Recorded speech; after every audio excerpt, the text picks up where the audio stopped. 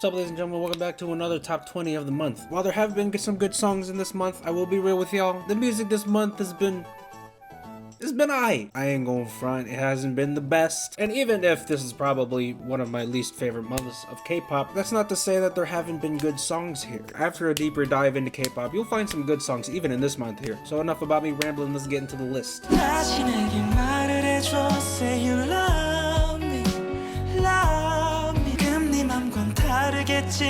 Please love me again. I don't know who D-Ear is, but I do know Jihui because he was in Zico's album, and the song which he was featured in was one of my favorites of the year, honestly. The Language of Flowers, ooh, so beautiful. It's a decent ballad, I guess. For people who love ballads, I don't see why you wouldn't like this song. I know it's on my list, but I don't find this song too good, to be honest. The only reason why this is on here is because of that one chorus, the please love me, love me. Love me, love me. That part's really catchy. I like that part. The other sections of the song complement it well. So if it ever played in the radio, I wouldn't mind listening to the whole way through. But am I going to be listening to this 24/7? No. So please don't go.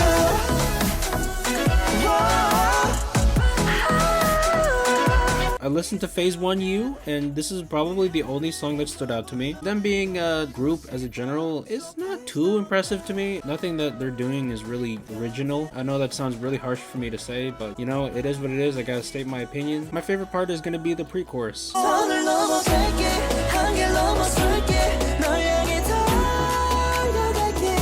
That part's what got this song to be on this list in the first place. And it's overall, it's not too bad of a song, and if you like K-pop in general, why not check these people out? Can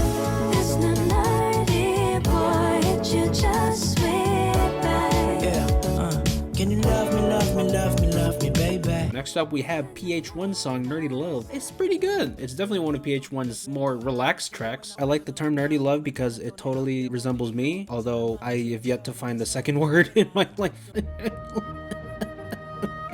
Yeren's part, the chorus, is my favorite part of the song easily. Her English is very subtle. It has a nice airy tone to it. It has that old school fantasy type vibe to it. I don't know if that makes any sense to y'all, but yeah, it's a cool song.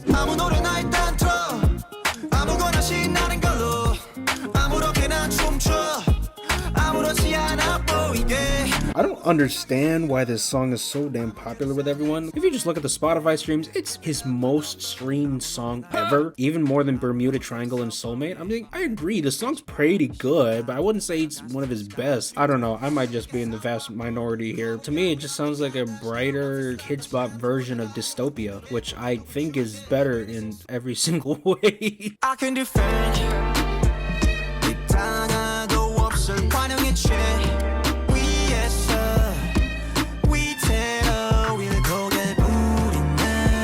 But if I thought this song was genuinely bad, I would not have put it in my list to begin with. So this is another case where the song isn't bad per se. It's just not something I'm going to be going back to very often.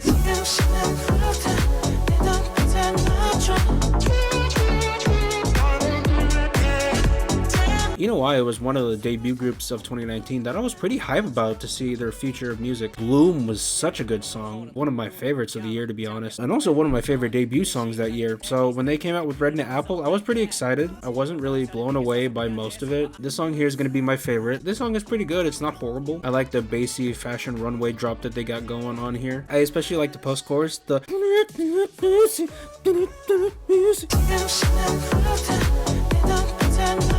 It's probably the reason why it's in my list to begin with. But yeah, pretty good song for me in a way.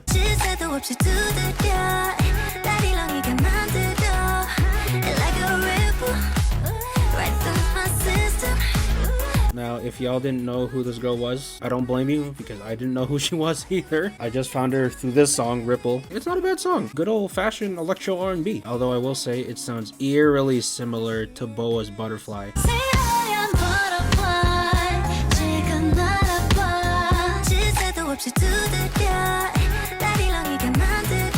Hopefully that similarity wasn't intended and she wasn't trying to make a carbon copy of that song. Regardless, the song is pretty cool to vibe to. And yeah, check out Sophia. Run away,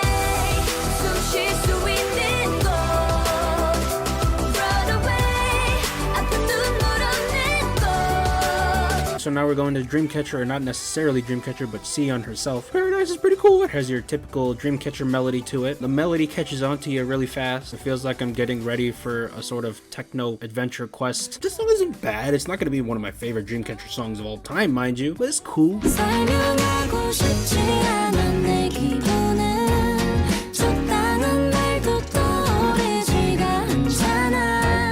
Alright, so we have Awkward by the Shafa music artist, you know what I'm saying? Bombo Clout. I'm just kidding. Stop it. Get some help. Regardless, this is a pretty cool ballad song. I especially like Ball 4's vocal in here. They're the standout here. It has an upbeat feel to it, so you're not going to be falling asleep. I hope you're not going to be falling asleep listening to this. Not much more to say. The melody's catchy.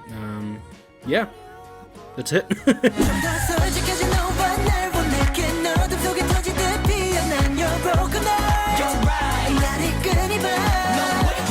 So next up we have our debut group last year that I was hoping would have a lot more shine nowadays. Here they're just starting to stray away from the boy band-ish type sound, which is fine, you know, if you're a kid. I hope I didn't anger anyone saying that, but I like the drop. The drop's cool, and the added in synth in the post-chorus was cool too. I'll appreciate that one. It's not like it's an original style, mind you, but I still like it nonetheless, and as long as you do it well, I'm not complaining.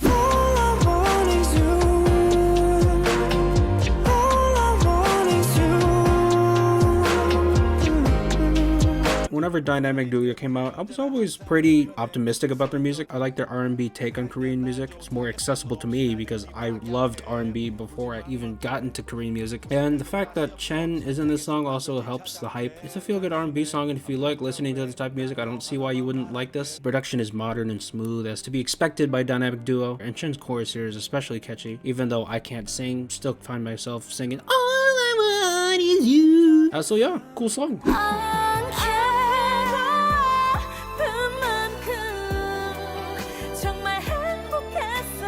Next we got Solar and Cassie with a ballad song, actually. I like this song. It transports me right to a Disney princess's palace. I feel like Sleeping Beauty when I listen to this song. Although I wouldn't call myself Sleep because I am aware of this song, so I guess I'd just be Beauty? The production has a karaoke feel to it, so I can see a lot of Korean parents getting turned in the karaoke room with this song here. Great vocals, nice tune, glistening production. Yeah, that's about it.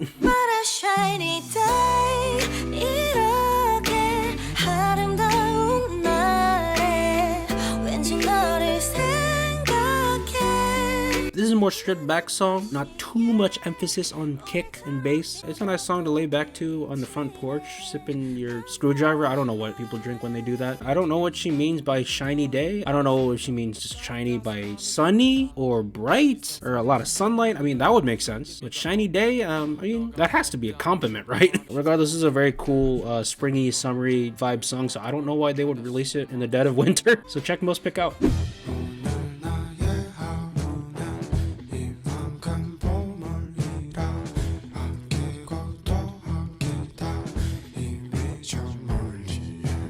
Alright, so we got Hyuko with Flat Dog. People have been requesting me to react to his other albums, I think 23 and 24. I haven't got around to listening to it because, you know, I didn't think he was that big at the time.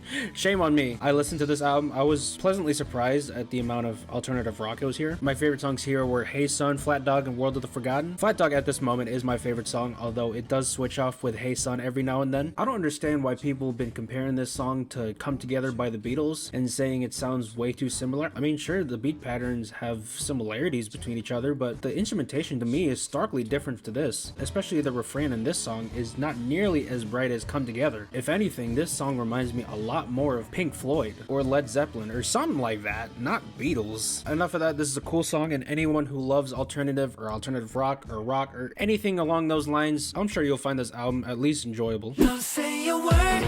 Ooh, don't say it, darling. Don't you say a word. Shh.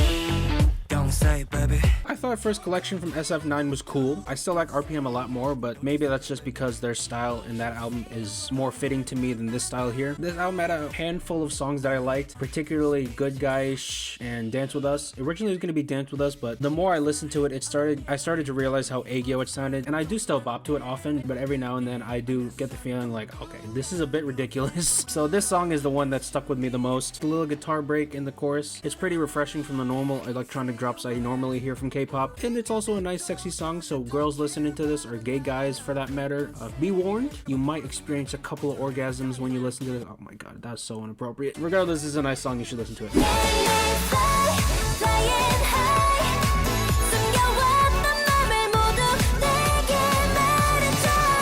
Now I know some of y'all guys out there, or girls, are gonna be roasting me for this pick. Oh my god, Rob, I thought you didn't like Aegyo music, so why is this in my top 6? Normally that statement is true, but there's some songs that are just so freaking Aegyo and so cutesy, to the point where even I'm forced to like it. Last year it was with TST's Wake Up, this year it's Dream Note's Wish, and although the lyrics to me are complete cringe and cliche, I still find it enjoyable to listen to, and it's extremely catchy. So yeah, Dream Note Wish in my top 10.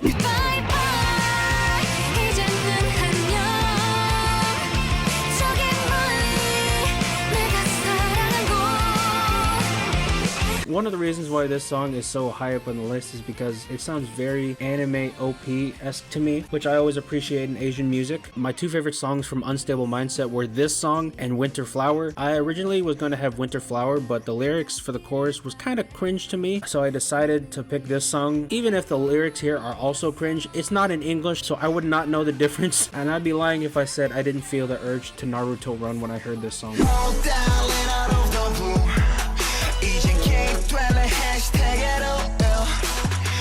Next up we got Kanto's Out of the Blue. I originally heard Kanto in a feature actually with Bada, the Flower. I thought that was a cool song. I thought his raps were nice and refreshing. His tone is very uncommon in Korean rap. He's also a sing rapper, which I'm pretty sure most Korean rappers are, but I also like the raspiness that he incorporates in his voice. It makes it sound more aggressive and that much more eccentric. And I don't really sing along to the refrain very much. I'm afraid if I do try one too many times, my throat is gonna rip in half. Regardless though, this is a cool modern rap song and y'all should check it out if you like rap.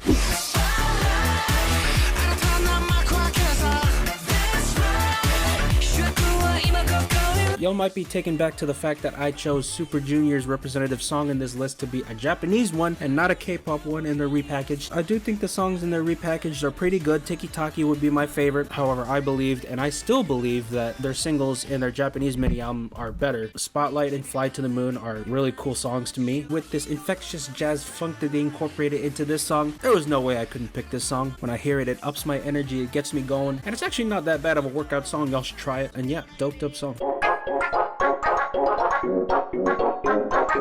So it's been a long recurring theme that my microphone is very bad. One big reason for that is because I do not have enough money to buy a good quality microphone at a fairly high price. Luckily, the people over at FIFINE have emailed me and personally asked me to review the $30 microphone. Right here we have the FIFINE K669B microphone, USB microphone, and it's very cheap, 30 bucks. Holy Jesus. Now they did send this to me, but I will be giving you a fully honest review if I think it's better than the Blue Snowball. So enough about me gushing about this box, we're gonna open it right now. So I got the box right here. This scissor's way too damn big for this thing. Get a Hail Mary here.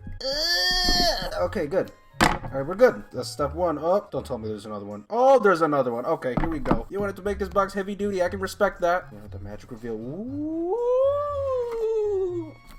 Oh shoot. Okay, they got a little bookmark here. Alright, we got this nice, beautiful looking mic. Okay, just looking from here, my phone's actually looking pretty good. You tell me it's 30 bucks? Hell no, bro. There's no way a microphone that fine looking is 30 bucks. Hell the frick no. Is there a spiritual contract here that I'm supposed to sign my soul to the devil or something? There's gotta be a catch. Okay, alright, open it up. Okay.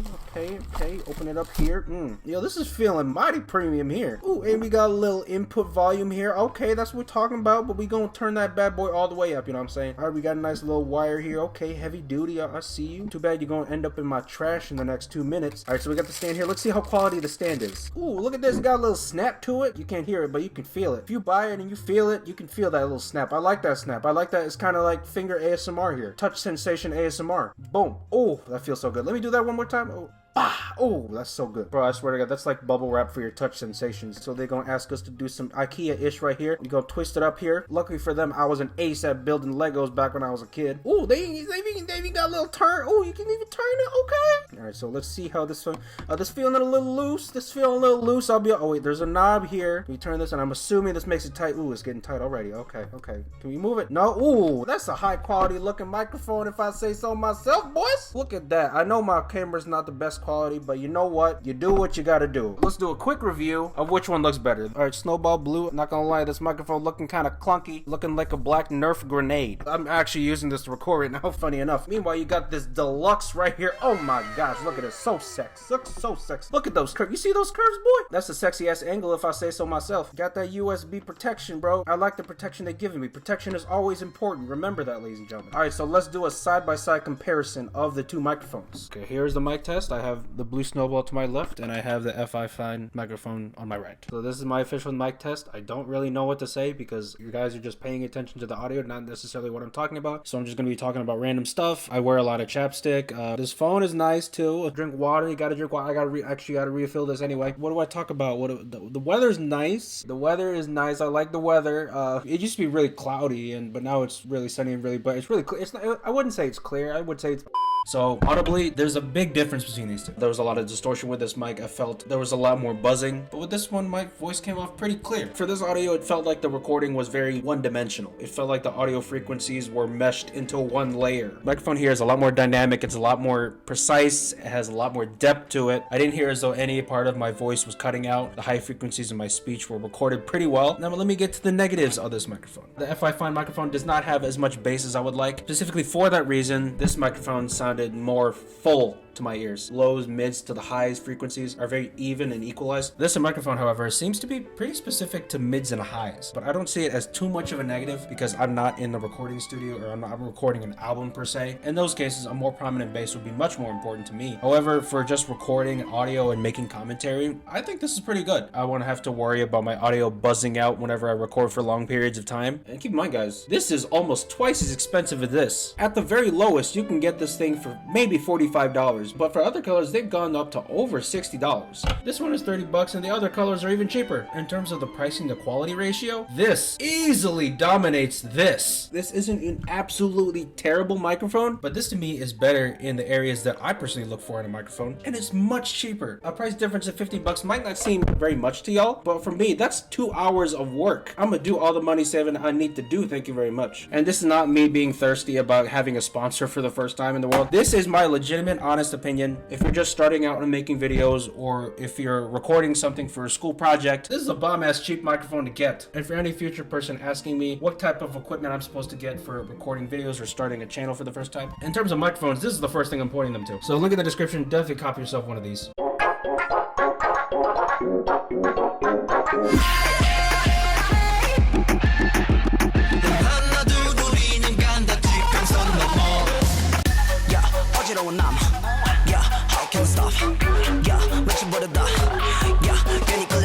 Now, before y'all come at me and say, "Oh, Rob, you're not supposed to use 2 songs of the same artist in your top 20s list. What are you thinking?" First off, this is my damn channel. Second off, it's freaking ATs. How can you blame me? It kept switching off between these 2 songs to the point where I was switching them off every other hour. At the end of the day, guys, I could not pick an overall winner between these 2, so I had to pick them both tied for number 1. Horizon just feels like an electronic version of Wonderland 2.0, and Precious, y'all know how I felt about Precious back in All to Action, and the fact that they made that an actual song, absolutely great. I love the song, and I could not pick between these 2, so these 2 are gonna be tied, okay? No complaining, that's that. So what did you guys think about my list? Did you agree? Did you disagree? If you enjoyed my video, make sure you like, subscribe, and hit that post notification bell, and I'll see you on the next video. Gosh.